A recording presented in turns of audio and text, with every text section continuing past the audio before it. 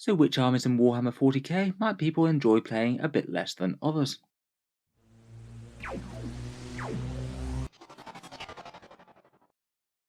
Hello and welcome back to Auspex Tactics, where today we're talking some of the things that might make an army more fun to play against, and why at least for some people some armies might not be quite as enjoyable as others. Obviously this sort of thing depends a lot from person to person, but I feel like most people would have at least armies that they prefer playing against compared with others, and certainly just anecdotally a fair few army types and tropes can draw a bit of ire. I think it is something that's worth being aware of, just for what goes into making it a fun and engaging game for both opponents.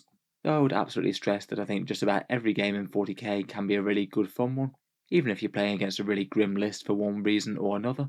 A very tight competitive game against a top army can be absolutely great if you're in the mood for it, or trying to take down a slightly silly skew list with loads and loads of the same targets. In the video, I'm just going to aim to talk about a few of the things that seem to draw the most complaints, and try and explore a few people's reasons for doing so. I will say that right from the start though, that I think that slating any one faction really isn't particularly productive. I think there's nothing wrong with it for a bit of banter between friends, but when you see lots of comments about people just going after one army, whatever it is, it's just going to discourage new players of that faction, and maybe make them feel guilty for turning up to a game, whether it's because a lot of people find that army boring, or it just happens to be one of the stronger armies right now. Also, I think when you're playing a game of Warhammer, then the actual army that you're playing on the tabletop is probably less important than the player that you're playing. In general, enjoyment in 40k is just as much from having a social interaction with the other person, as much as it is about seeing whose miniatures triumph on the tabletop. I feel that if people come away from a game with a bad experience, I guess that most of the time it's usually going to be the fault of the opposing player acting unsportsmanlike, or just generally being unpleasant to play for another reason, and no matter how fun or fluffy their list, they could still make it a misery if they weren't playing nicely. If you've got someone who's fun and engaging and has a laugh as you play, I think it's rare that it's going to be a bad experience, even if they are playing some top meta cheese that isn't particularly interactive. Players aside though, let's get into a few of the more common complaints for bad experiences for armies on the tabletop.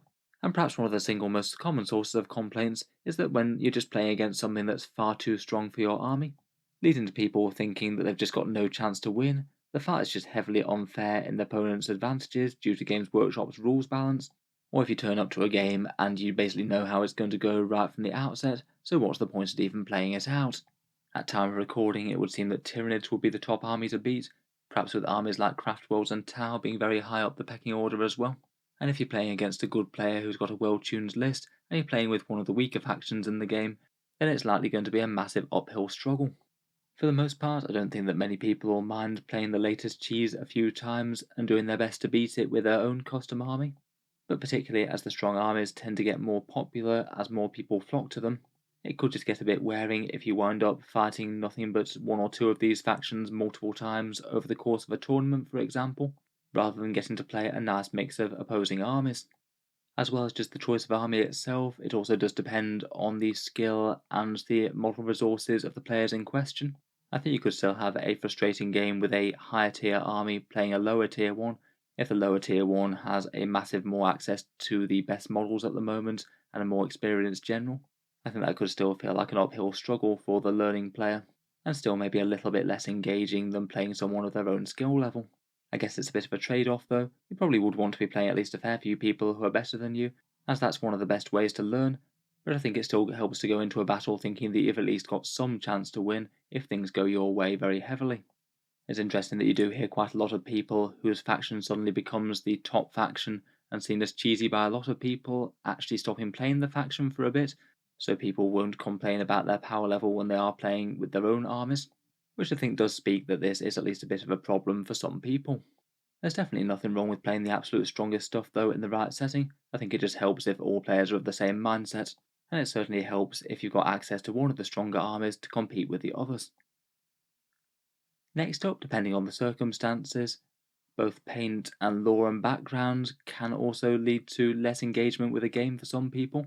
What's acceptable to play with in terms of painted or unpainted armies is always a bit of a sticking point, and it is interesting that Games Workshop actually hard baked it into the rules of 9th edition, meaning that you lose points if you turn up with an army that isn't at least battle ready. I don't think many people would argue that playing against an awesomely painted enemy army isn't something to desire, so I guess by converse you could say that playing against unpainted armies are making the gaming experience a bit less nice. At least a few people really do see it as a sticking point, saying that it feels a bit less immersive, and maybe isn't being super polite to your opponent if you turn up with half an army with no paint on it. On the other hand, though, I feel like probably the majority of people don't really care all that much, not to the extent where you turn down a good game with a fun opponent. Plus, people might genuinely have a few issues with getting paint on things. Newer players likely won't have as much paint on their armies as more experienced ones. People who don't want to rush their paint job and really get it right, so they want to paint slowly. And people who just enjoy the game for the game's sake and aren't really quite as interested or have the time to spend a long time painting. In less cutthroat competitive games, lore could certainly be an issue as well. I feel like it's always a bit weird if you're playing an army that makes absolutely no sense whatsoever by 40k's backstory. I think in 8th and 9th edition, Games Workshop really actually fixed this quite nicely. Most of the things that ally together do so relatively intelligently, and in 9th edition in particular, they've cracked down on cross-faction souping, so you don't see things like Guard Hordes supported by Blood Angel commanders and Custody Shield captains, a very weird composite army that was pretty good in 8th. It was even worse back in 7th edition. With the ally system, you could ally literally anything with anything, provided it stayed far enough away from each other. The summoning rules meant that you could have Space Marine librarians summoning bloodletters and demonettes, and if you wanted, you could create a nice composite force of Tyranids and Black Templars, which would be desperate allies. Provided they didn't go too close to each other on the table, you could weirdly fill that all under one flag.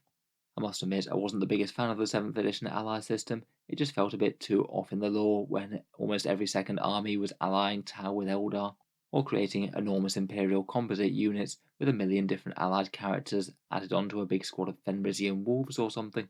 I'd say for the most part the army construction rules in 9th edition iron most of this out, though I think there still are some odd examples that really might not make all that much sense.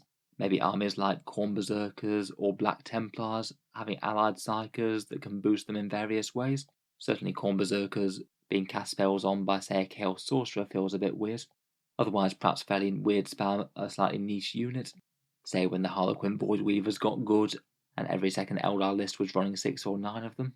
And still in 9th edition, it's very possible to create some very weird combinations of, say, Imperial Soup, where you mix together 3 different completely unrelated factions, and just cherry pick the very best units out of them.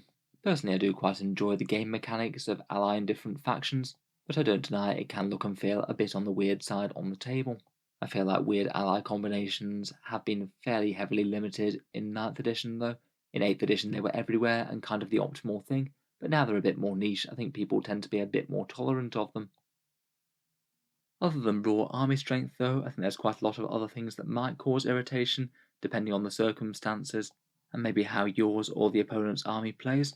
And I think that the main causes of annoyance when you're playing another army maybe boil down into 2 different factors: how many times you've played the same army over and over again, and anything that stops your army from interacting with the enemy army, where you basically feel like your units are being made useless by one way or another, whether it's drowning in chaff hordes, or because you just can't engage or catch the enemy units due to various gamey shenanigans. First up though, I think that playing things on repeat certainly would make anything a bit more annoying to play.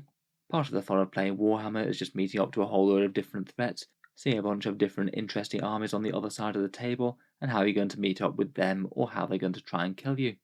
I feel like almost every list is going to be at least somewhat fun to play at least once or twice, even if it does absolutely stomp you, as at least then you're getting to see how a different faction plays and maybe learn something about how they work. I think what most players don't want though is just to have the same experience on repeats over and over. Say for example in late 8th edition when that new Space Marine Codex came out, and suddenly literally everyone was playing Space Marines as they're the most popular army, and they'd just gone for most of an edition while not being very good, so everyone was really keen to get them out and play with their power armoured toys again. To some extent that does apply to each new army that's the new meta hotness, whether it's Tyranids at the moment, or perhaps Talon Custodies as it was back in January. If you're playing games in any way competitively, you're a lot more likely to run into things that are a lot stronger, as people will be more tempted to play them. I do find it kind of interesting how even perfectly fluffy builds, if they get a bit too strong and are played too much, are just seen with derision by the wider community. I remember talking about an Ultramarines list towards the start of 9th edition that was basically a bunch of Redemptors, Primaris Marines, and a few leader characters. It happened to be one of the strongest Space Marine builds at the time, but at the same time it looked like a perfectly fluffy and fairly simple beginner Ultramarines army, and everyone just reacted to it as being depressing, as it just seemed like fairly obvious choices that a lot of other lists would make. In general, though, I think just about everything can be interesting to play for a game or two, but meeting the same challenge every single time is not as fun, particularly if the army that you're playing against is just so powerful that you don't think you've got as much chance, or you're just not going to have as much of an interactive game with them, even if you do win.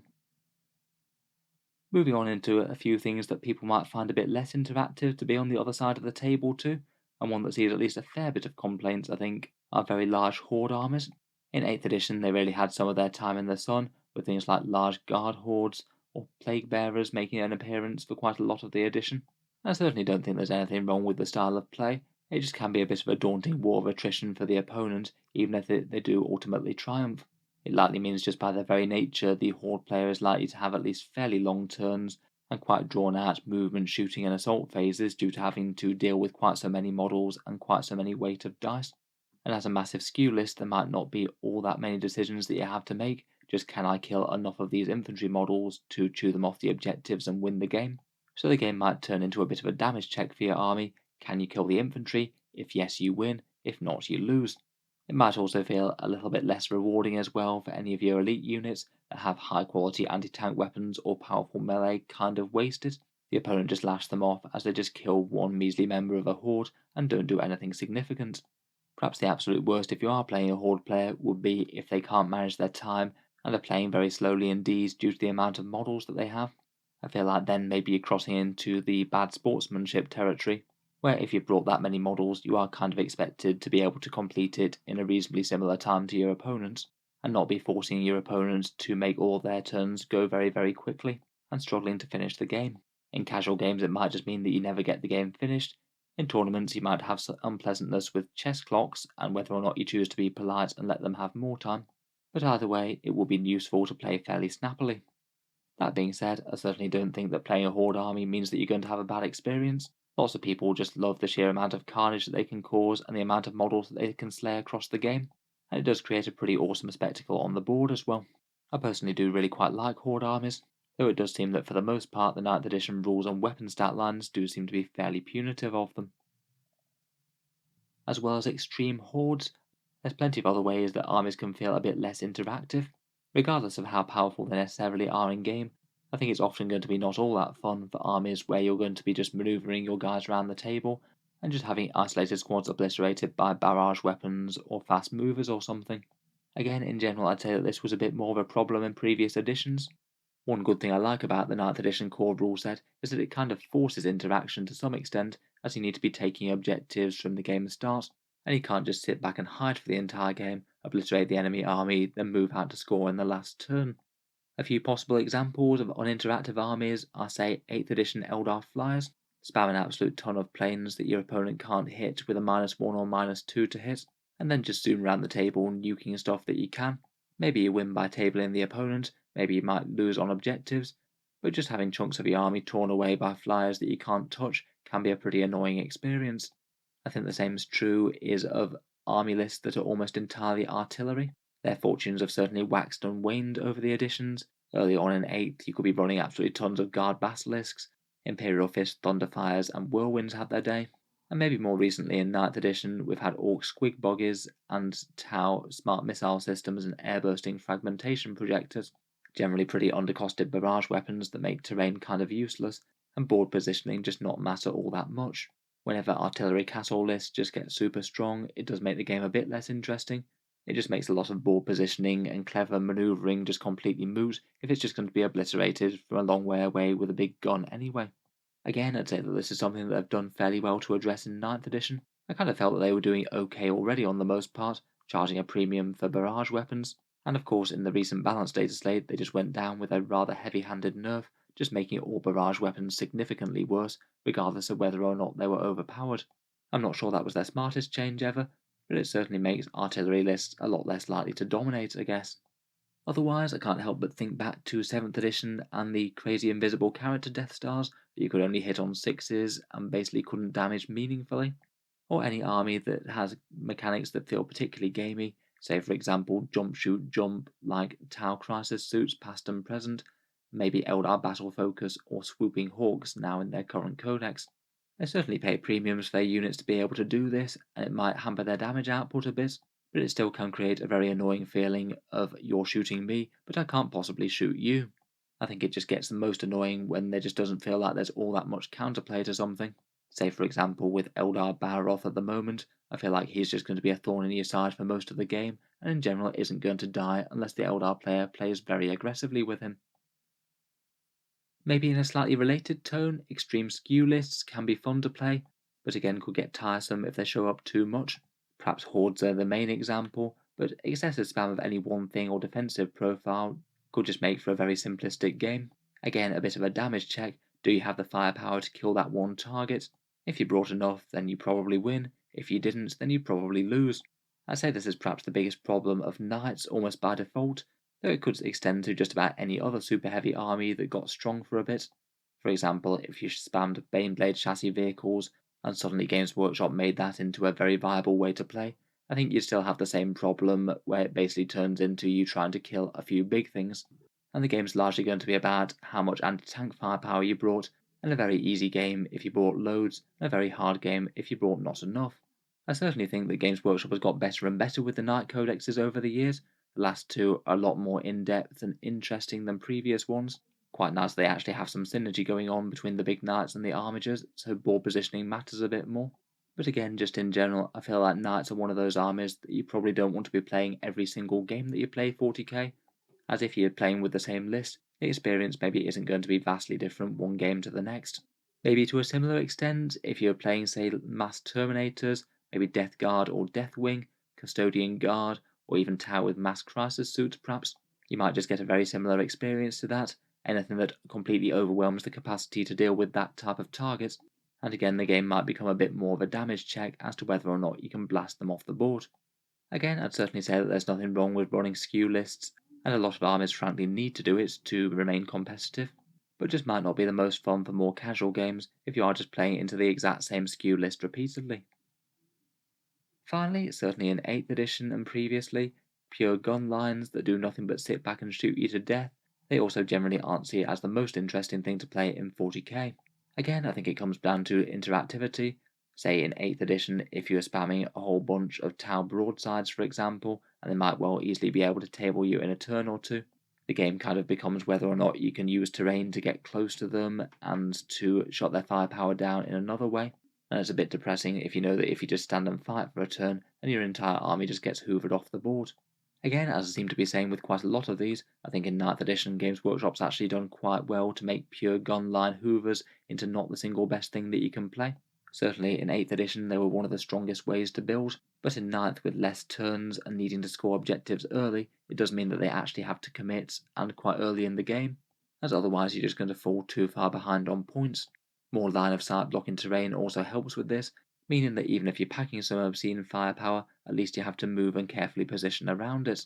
At least in 9th edition you're having to throw things onto midfield objectives, manoeuvre around terrain, and try and gain line of sight that might not be the easiest, rather than literally in 8th edition where a lot of maps will just allow you to sit back, obliterate the enemy's army for 4 turns, and then just hoover all the points up at the end. I guess by their very nature the Tau do tend to be the archetype of this, though I think the same could certainly apply to Space Marine gunlines when they get strong, or Imperial Guard, though it does seem that the Tau do seem to attract some of the most faction hate out of any faction in 40k, just because shooting is their entire thing, and of course their shooting is going to need to be strong, as they're not really going to be doing any psychic or assaults to any meaningful degree. Again, at least traditionally it has meant that Tau armies have been perhaps a little bit less interactive than most, and I'm not sure their new codex necessarily helped them loads when it made their ignores line of sight weapons super good until they got heavily nerfed. But again, at least in 9th edition, they do actually have to venture forward, and the new codex at least has a fair few rewards for getting up close with their shooting, as opposed to just sitting back and letting the enemy come to you. I feel that people hating on gunlines probably is a bit of a relic of 40k's past, to be honest. Provided there's a decent amount of line of sight blocking terrain on the board, being a pure gun line can be almost as much of a liability as it is an advantage. I guess if you're playing an army that's got almost nothing but massive guns on a really terrain sparse map, then that could be one of the times it could get pretty obnoxious. So anyway, I think we'll leave it there for this one. Let me know what your thoughts, which armies do you not enjoy playing against, and what makes for a fun game of 40k for you in terms of your opponent's army. I look forward to hearing all your thoughts down in the comments. If you've enjoyed the video, feel free to subscribe to Auspex Tactics, where I'll certainly keep the regular 40k stuff coming, including plenty of discussion videos like this. Finally, if you have been enjoying all the stuff on the channel, I would just like to mention that Auspex Tactics does have a Patreon page, and you can find that down in the video description. Making all the videos does take a fair amount of time and effort, and if you are enjoying a lot, then any support is enormously appreciated. Channel patrons do get a fair few advantages, seeing certain videos early, regular votes to see what sort of things happen next on the channel, and automatic entry into the regular prize giveaways with a chance to win some really big model kits each month. If any of that sounds good to you, or you'd just like to help support, the link is down in the video description. In any case, a massive thank you for listening, and I'll hope to see you guys next time.